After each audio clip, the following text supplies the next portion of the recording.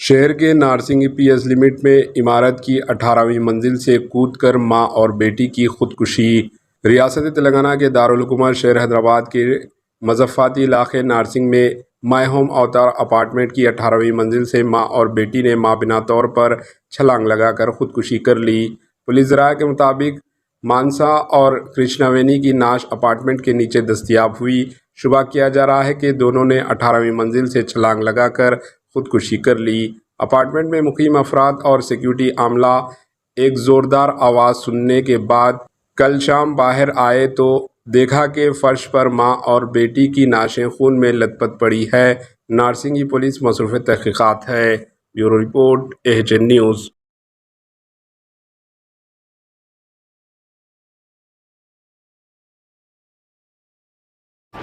AHN news کو like کریں، share کریں اور سبسکرائب کرنا نہ بھولیں۔